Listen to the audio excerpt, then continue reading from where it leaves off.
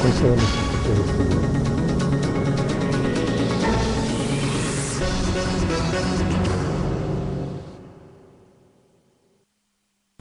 Buenas noches, amigas y amigos.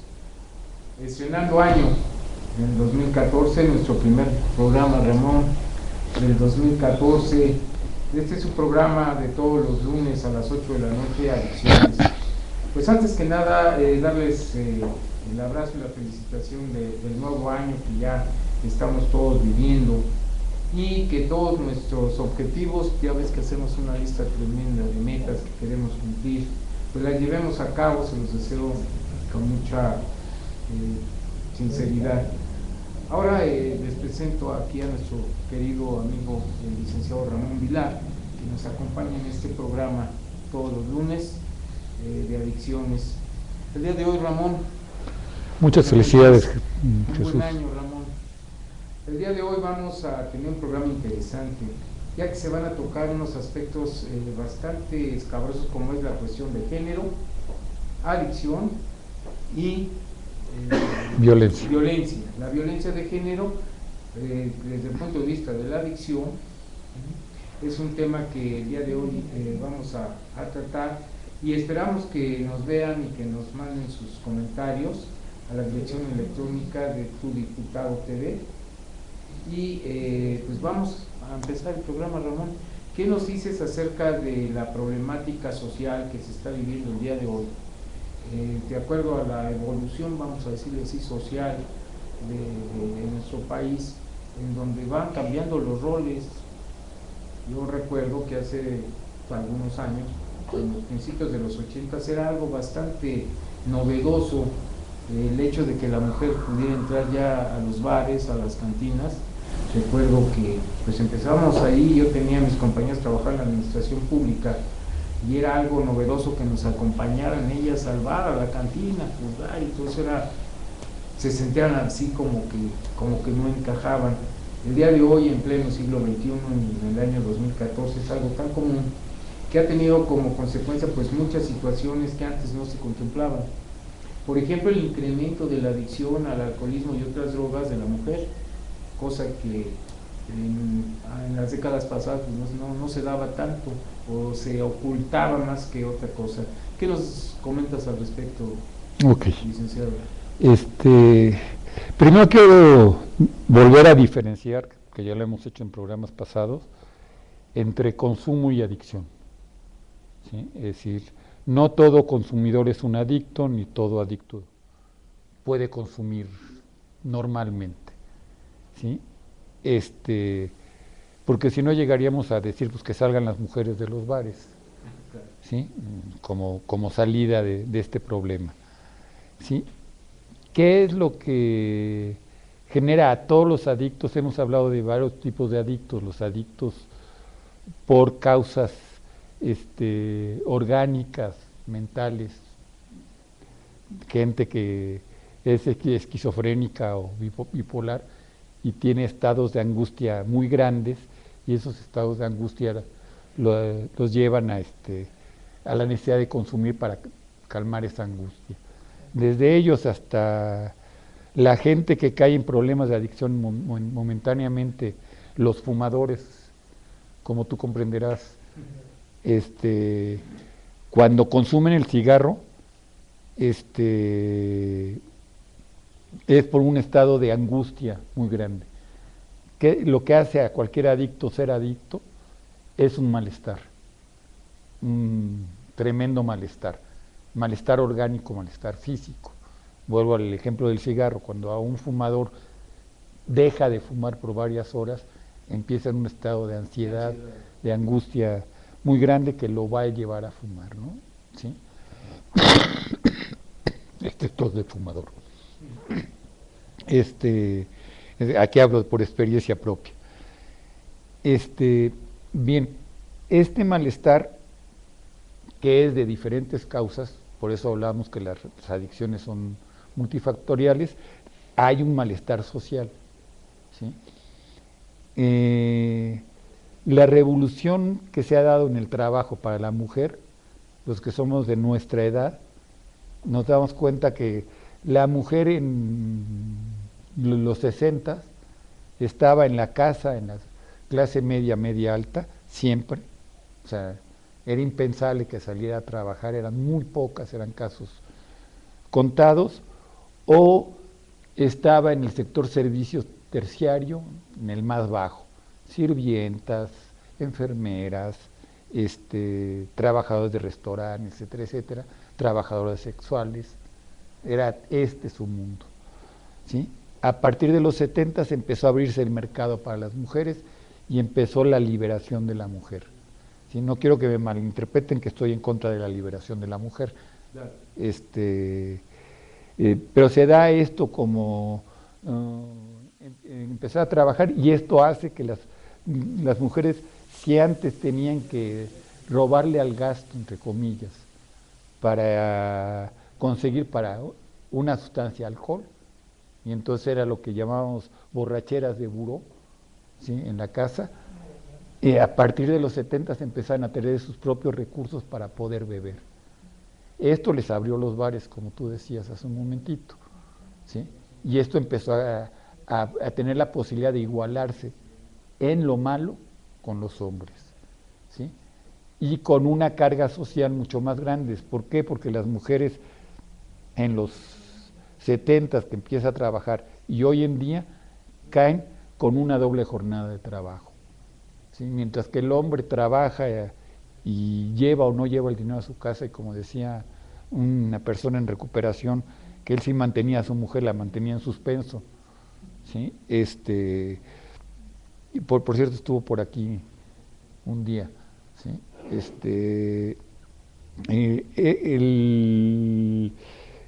La mujer tenía que mantener a la casa y mantener el trabajo, ¿sí? Tenía esta doble función. O sea, era ama de casa, era madre, veía a los hijos, veía al esposo, las labores inherentes al hogar, y aparte estaba en el mundo laboral, sus horas de trabajo, sus 8 horas de trabajo, y llegaba a su casa, empezaba a hacer las cosas de la casa, preparaba comida, preparaba lo de los muchachos, revisaba tareas, o sea, tenía una doble función.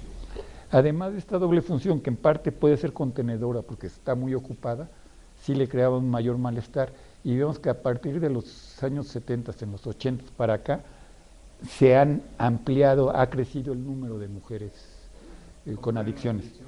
En alcoholismo, en gentes de Alcohólicos Anónimos, las mujeres en un grupo de 20 personas de Alcohólicos Anónimos, por ejemplo, había 2 o 3 mujeres en términos generales promedio.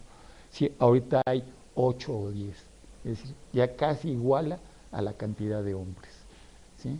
Ha crecido el número de mujeres dentro de las adicciones, y sigue siendo un problema tremendo que la mujer llegue a grupos de Alcohólicos Anónimos, ¿sí? Porque la misma terapia de Alcohólicos Anónimos es una terapia bastante misógina, por decirlo menos, ¿sí? Y se ve muy, si un hijo va a Alcohólicos Anónimos, un hijo varón va a Alcohólicos Anónimos, la mamá y el papá dicen, bendito sea Dios que ya se va a recuperar. Y si una mujer va a Alcohólicos Anónimos, pegan el grito en el cielo. ¿Cómo que ella va a Alcohólicos Anónimos? Eso todavía ahorita. Hay un estigma. Hay un estigma y una mentalidad machista. Primero, no es cierto en un país como México, no hablemos de otros países, que la mujer no trabajaba antes de los 70, ¿sí? La inmensa mayoría de los hogares mexicanos son uniparentales, es decir, solo tienen un padre, que es la madre. Y esta es una situación histórica, la ausencia del padre, ¿sí?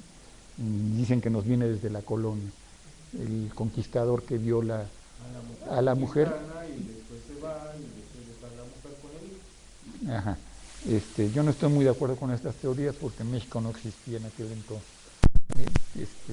Entonces, ¿quién era el mexicano y quién no era el mexicano? Pero habría que analizarlo más despacio esto. Pero sí, hay una ausencia del padre generalmente. Esta situación inclusive no se ha agravado en estos años. Las mujeres tiene fuerza de trabajo. Siguen siendo el mismo número de familias uniparentales, e inclusive yo siento que actualmente el hombre se está haciendo más responsable, inclusive de la familia. cuando nosotros éramos jóvenes, y espero que el staff no diga o se duerma, ¿sí? Cuando nosotros éramos jóvenes, no veíamos a un hombre en la calle cargando a su hijo. No. ¿Sí? Ni en la cola de las tortillas. Ni en las colas de las tortillas. Sí, veíamos algún albañil, veía un albañil comprando las tortillas para los tacos en la obra. No que fuera con las tortillas para llegar a su casa, como ahora se ve. Como ahora se ve. Se ve que van por la leche, por el mandado, por el pan, ayudan a la mujer, ayudan al carrito, o van solos.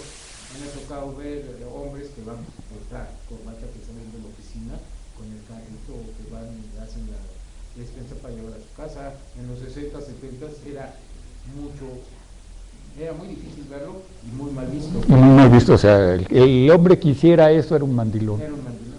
Sí, yo me acuerdo, mi hija nació en 1973 y no sé por qué a mí sí me encantaba cargarla y salir con ella y ponerme la cangurera que se empezaban a utilizar en ese entonces, que ahora ya es muy común, y era así, me veían raro. Parece ser que no se oye bien al licenciado Grace, pero no nos perdemos de mucho. Ah, bueno. Adelante. Entonces, bueno, este cambio de roles, ¿sí?, que ojalá y se dé completamente, hace que el hombre en esa situación tenga dos componentes, uno de violencia y otro de fuga. ¿Sí? ¿Por qué? Porque si la mujer ahorita es la que más se acepta en el mercado de trabajo, pienso desde nuestra frontera norte, las maquiladoras, ¿sí? Si yo voy a Ciudad Juárez o si un joven va a Ciudad Juárez, si es hombre le va a costar mucho trabajo encontrar trabajo. Si es mujer lo va a encontrar inmediatamente. Hay chorros de anuncios en las fábricas que se solicitan obreras, no obreros. ¿Sí? ¿Por qué? Porque la mujer es más dócil, porque la mujer gana menos y porque la mujer es un personal tiene mayor circulación en el trabajo. Por su misma maternidad, por muchas cosas, es muy fácil que deje de trabajar. El hombre va a exigir más y el hombre va a causar más problemas. Entonces, se ha desplazado. En los 80 las mujeres en Ciudad Juárez, en concreto, a mí me tocó ir a una cantina que era de un amigo, yo iba nada más de observador, ¿sí? Me lo contó el primo de un amigo. La mayoría de parroquianas eran mujeres y eran las que pagaban las cuentas y los hombres casi que se estaban fichando, ¿sí? Porque estaban desempleados. Claro. ¿Sí? Esto fue una situación que el machismo mexicano no aguantó y la repercusión fue la violencia de las muertas de Juárez, ¿sí? Entre otras cosas. Entre otras cosas, este es el odio. Segundo, cosa que pasó con el género masculino, porque hablamos de género y violencia, es que los empleos que las gentes del norte del país podían conseguir era el de sicarios, era meterse en la mafia. Halcones son los que vigilaban quién llegaba, etcétera, etcétera. Se empezaba a dar todo este trabajo para los jóvenes de estratos bajos. De estratos medios y altos en Juárez de toda la vida, pues se venían a estudiar a la capital o se iban a estudiar a Estados Unidos y desaparecían, ¿no? Sí, por eso a uno le encantaba ir a provincia, porque encontraba mujeres de alta sociedad, muy guapas y solteras, porque no había hombres, ¿no? Entonces uno se sentía así como maravillado en aquel entonces, ¿sí? Ahora la mujer de la alta sociedad de Juárez también sale, y sobre todo ante la violencia, ¿sí? Y se quedó este nivel haciendo esto. Las mujeres en la maquila. En la maquila y los hombres tratando de entrar en la delincuencia, siendo el proletariado, digamos, de la delincuencia, ¿sí? Porque si se dedicaran a hacer los grandes capos y tener los grandes negocios estaba todo dar, pero a un sicario de Ciudad Juárez, matón, armado, etcétera, etcétera, le pagan entre 5 y 7 mil pesos mensuales, que es un sueldo miserable hoy en día. Seguía siendo un empleado bajo. ¿Contra quién va a sacar esa persona frustrada, etcétera, etcétera, su violencia? Hacia la mujer. Hacia la mujer. Por el resentimiento, porque tiene mayores oportunidades, porque las fábricas contratan más mujeres, porque no tiene el empleo, porque por la costumbre machista que tenemos arraigada muchos mexicanos de que yo soy el que mando en casa y ahora esta viene y me quiere mandar porque trae el dinero. Es una respuesta lógica a un fenómeno social. Claro que hay que aclarar, claro que es bueno resaltar que ese no es el único móvil de la problemática criminal en Juárez. Hay otros móviles, pero es uno de esos móviles de los principales, porque por la falta de empleo, la falta de oportunidades que hay para los hombres jóvenes y el resentimiento que hay de género por la posibilidad que tiene la mujer de tener un trabajo asalariado y el sentirse aislados de la actividad. Esta sensibilidad y esto que estoy hablando de Juárez como ejemplo, pero me brotó y me vino como idea para plantearla en el programa por un trabajo que acabamos de realizar en la delegación Coyoacán, ¿sí? Y a ver la frustración de los muchachos, hombres, ¿sí? Era curioso, nos presentamos en un grupo de secundaria, es decir, se juntaron varias secundarias, la telesecundaria, la secundaria oficial, todas de los Pedregales de Santo Domingo. Y era el mismo número de hombres que de mujeres, de niños y de niñas, de jovencitos. Claro.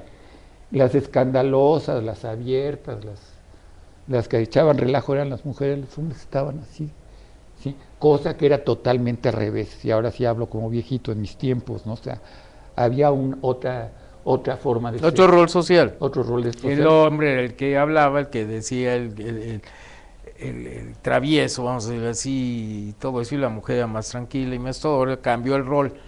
Cambió el rol, pero yo creo que si estos chicos no tienen otras alternativas, ¿sí? Y hablo del género masculino, lo que van a llegar es a volver una violencia en la casa y a buscar salidas de violencia.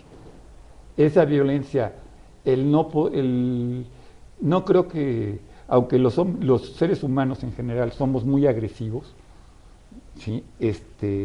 Las situaciones de violencia en todos los seres humanos en general nos causan malestar. Y ese malestar, la forma, el antídoto patológico, o sea, el antídoto enfermo para curar ese malestar es la droga. ¿Sí? Me sentí tan mal y entonces me drogo, ¿sí? Y se cae en un círculo vicioso. Claro. Y si la alternativa es, ¿qué es lo que voy a hacer? Pues voy a ser sicario. Y eso es una respuesta que de Guanajuato para el norte del país contestan la mayoría de jóvenes de secundaria, ¿sí? Y tú cada que te vas a dedicar de mayor, de sicario, ¿sí? Vamos a encontrar que se está dando el campo de cultivo. Es decir, lo que decías que hay otras causas de esta violencia en Juárez y en estas situaciones, sí las hay. El mercado de drogas y el mercado de armas en estas ciudades como puerta de entrada y salida de las dos cosas, se da por razones económicas. Ahí están los otros componentes. La crisis económica es otro componente, pero todos apuntan para el mismo lado. ¿Sí? Entonces podemos atrevernos a afirmar que una situación económica, una situación en donde el joven no tiene acceso a la educación, porque nosotros sabemos que dentro de los porcentajes de los jóvenes que tienen oportunidad de entrar a una escuela a nivel licenciatura o a media superior va bajando, que tienen ese problema, más aparte el problema de la falta de empleo, la falta de preparación, la falta de empleo, tiene como una consecuencia lógica el incremento de las adicciones. El incremento de las adicciones y el incremento de la violencia. De la violencia. La primera respuesta es la violencia, y ante la incapacidad de ser violento, caigo en la droga. O ante cómo me curo los sentimientos de culpa que la violencia que ejercí cómo me los quito de encima a través de la adicción. De la adicción. ¿Sí? Alcohol y drogas. Ahora, vamos a ponernos en el entorno de todos estos grupos, asociaciones que tienden a minimizar, no a minimizar, pero a hacer menos el problema de las adicciones. Le hace Alcohólicos Anónimos 24 horas, estos grupos también que se llaman de los optimistas, no sé, todas estas terapias grupales que se dan, tendientes a resolver o por lo menos moderar un problema de adicción que está bastante fuerte, desgraciadamente, ya en nuestro país. Toda esta actividad, toda esta función que tienen estos grupos, que a mí me consta que sí dan buenos resultados en muchos casos. ¿Qué es lo que va a suceder con las personas que, a pesar de ir a estos grupos, a pesar de trabajar los programas, no tienen la oportunidad de empleo, no tienen el acceso a la educación? ¿Van a recaer en las adicciones? ¿O cuál es qué es lo que tendríamos que hacer nosotros como sociedad para que esta gente que esté en recuperación tuviera acceso a educación y a trabajo? A ver, qué bueno que sacas la situación de los grupos. Primero, los optimistas, el club de optimistas es para otro tipo de gente. No tiene que ver con las adicciones. Sí, pero como tú tocabas el tema Sí. de que la falta de empleo, la falta de oportunidades para estudiar, eso hace que la persona tenga situaciones depresivas. Pueden ir a esos grupos también de optimistas, aunque no tengan un problema adictivo, para ir controlando esa problemática emocional. A ver, el funcionamiento y el Alcohólicos Anónimos, que habría que analizarlo desde dos perspectivas. Una desde lo que el programa terapéuticamente propone y otra lo que es como organización social y como tratamiento de adicciones. Curiosamente surge en Estados Unidos después de una gran crisis económica.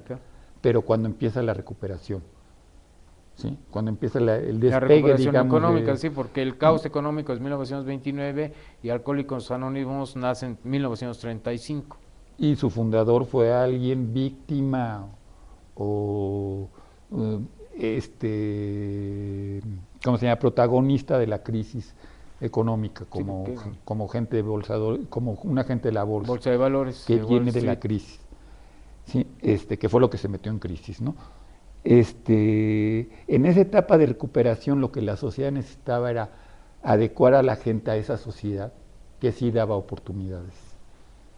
En esos entonces los índices de recuperación en Estados Unidos de Alcohólicos Anónimos eran altísimos. Alrededor del 80% de la gente que llegaba con problemas de alcoholismo se recuperaba dentro de los grupos. Esos índices han bajado a menos del 40% en Estados Unidos, ¿sí? Porque la crisis social es otra, ¿sí? Es decir, ya no, si yo, ser humano, me calmo mi malestar, me adecuo, me recupero, como se llama en los grupos, y entro en tener un trabajo digno y en poder formar una familia, etcétera, etcétera, pues me realizo como ser humano. Claro. ¿Sí? Pero si ahora salgo y rompo y no puedo haber esto, ¿sí? Yo conté aquí el caso de un chico que fue el que me abrió los ojos en esos casos, en una casa de recuperación de estas, que después de aprenderse el programa de memoria, de saber todo muy bien, sale y ¿a qué te vas a dedicar? Pues otra vez a robar fascias de coches. ¿Por qué? Pues porque tengo que alimentar a mi hija, pero no te das cuenta que el robo te lleva a drogarte otra vez. Sí me doy cuenta, pero no te das cuenta que si me meto a trabajar me van a pagar 50 pesos y el litro de leche en polvo el bote de leche en polvo de mi hija me cuesta 45 pesos, entonces no me alcanza para vivir. Claro. Lo que me paga el empleo que tengo, ¿no? Entonces aquí una de las formas de tratamiento es crear nuevas formas de organización social. Empecemos primero con la educacional, ¿sí? Otra vez vuelvo a mis tiempos y no porque crea que mis tiempos hayan sido mejores que estos, pero cuando no había esta crisis de drogas en mis tiempos, ¿sí? La educación secundaria y primaria oficial era un poquito menor que la de las escuelas particulares, pero ahí sí iban, no había mucha diferencia entre alguien preparado en una secundaria pública que en una privada. ¿Sí? Y estoy hablando de escuelas buenas, el Colegio Alemán, el CUM, escuelas de estas contra secundarias. Había la secundaria que está en Chapultepec y Cuauhtémoc, no me acuerdo. Benito Juárez, no. Bueno, esa secundaria tenía los mismos niveles, la secundaria 3, que fue donde estudió Carlos Salinas de Gortari. La secundaria 3 tenía los mismos niveles académicos que los colegios particulares, ¿sí? Ahora ya no es así.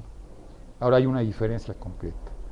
La Universidad Nacional era el simiente de la gente que entraba en política, que entraba en los puestos empresariales. Ahora no es así, ahora salen del ITAM, etcétera, etcétera. Hay una o del extranjero inclusive. O del extranjero inclusive gentes brillantes de escuelas oficiales, como el expresidente Zedillo, tuvo que irse a estudiar al extranjero para poder llegar al nivel. Así es. Estas situaciones hacen que tengamos que hablar un cambio, y este cambio fundamentalmente para mí, además estoy plenamente de acuerdo con las demandas de la equidad de género que hacen las mujeres o los grupos feministas, ¿sí? No tengo objeción con ellas, pero sin embargo, si no construimos otras formas de ser masculino, si el hombre sigue pensando que él es el proveedor y el que manda en su casa, ¿sí? Eso no es cierto ya, ¿sí? Entonces tiene que aprender otra forma de ser hombre, ¿sí? Porque entonces nos volvemos gays porque no podemos ser hombres, ¿sí? Yo quería, casi ahorita que nos estás poniendo el cartel que ya se acaba el programa, si llegara a estas conclusiones, hay que construir otra masculinidad, ¿sí? Y cargar un niño, un bebé, tu hijo, no niega mi masculinidad, ¿sí? Pero aquí es compartir las cosas de una manera diferente para no caer en un empoderamiento, porque ¿quién va a tener el poder, la mujer o el hombre? En términos de justicia de género es igual, es decir, está igualmente descompensada la sociedad si uno u otro tiene el poder. Yo tengo unos amigos que me dicen, esto no es cuestión de competir, sino de compartir. Entonces aquí ya no va a ser una competencia de género, sino que nos enseñemos también a compartir las actividades en forma armoniosa con la mujer, y no ver que esto no es propio para un hombre y esto no es propio para una mujer. Porque además esta situación lo que va a generar es un silencio como hombre. Inicialmente la mayoría de hombres no tienen un discurso. O sea, yo me llevo con mis colegas, sobre todo las psicoanalistas feministas, y no hay quien las calle hablando de ellas. Y los hombres, psicólogos, etcétera, etcétera, no hablan, no tienen un discurso propio. Entonces tenemos que cambiar nuestra masculinidad desde nosotros para de ahí empezar a buscar nuevas esferas de trabajo, etcétera, etcétera. Pero si no cambiamos estos conceptos, seguimos pensando en la familia nuclear, papá, mamá, el papá sale a trabajar, la mamá se queda en la casa.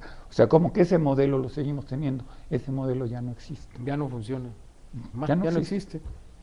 Sí, en los países de primer mundo esa forma de ver la integración de la familia ya no es.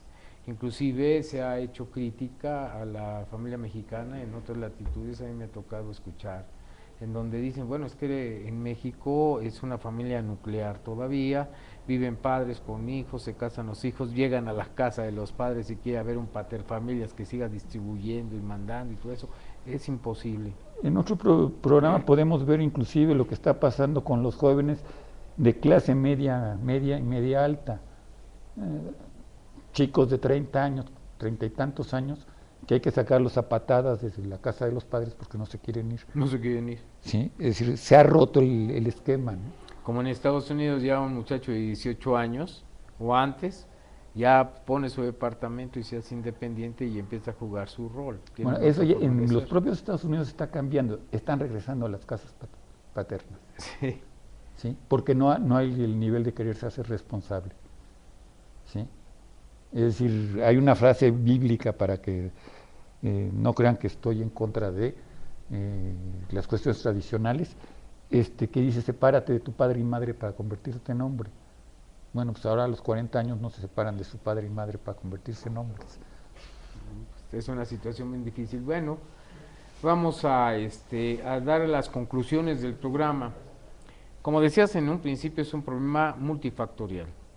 Vamos a ver que es un problema económico, es un problema de oportunidades, obviamente educacional, que tiene aparejado que las personas no se sientan a gusto, que manifiesten malestares psíquicos y esto tenga como consecuencia que tenga que acudir a las adicciones para salir un poco de eso, como una fuga, como un paliativo a la problemática social que enfrentan todos los días. ¿Podemos concluir así? Sí, habría que ver que también es un problema ideológico. ¿Sí? Si yo sigo concibiendo que el hombre es el que tiene el poder, o el hombre es el que manda, es el jefe de familia, ¿sí? Ahí es una razón ideológica de cómo concibo la sociedad. Tenemos que concebir la sociedad de una manera diferente. Nos quedamos en la antigua Roma. Bien, amigos y amigas, pues vamos a darles rápidamente todos los módulos que se dan aquí en la Casa de Gestión del licenciado Jorge Gaviño. Salud visual, martes de 12 a 5 de la tarde.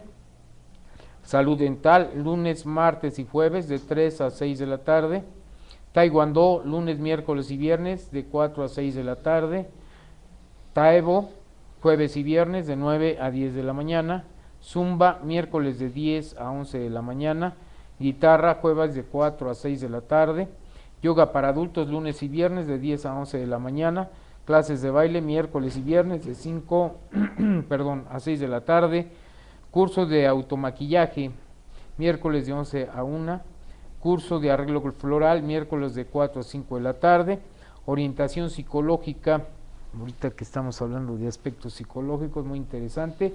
Jueves y viernes de 9 a 11 de la mañana. Asesoría en materia de inmuebles, esto es previa cita.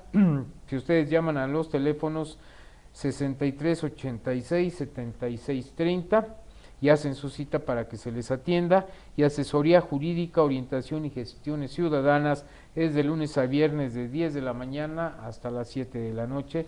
Y yo les agradezco mucho a todos ustedes que nos hayan acompañado y les deseo que este 2014 cumplan todos sus planes, todas sus posibilidades, toda esa fuerza que todos como mexicanos tenemos y que nos sigan escuchando, que nos sigan viendo los lunes a las 8 de la noche en Adicciones. Muchas gracias.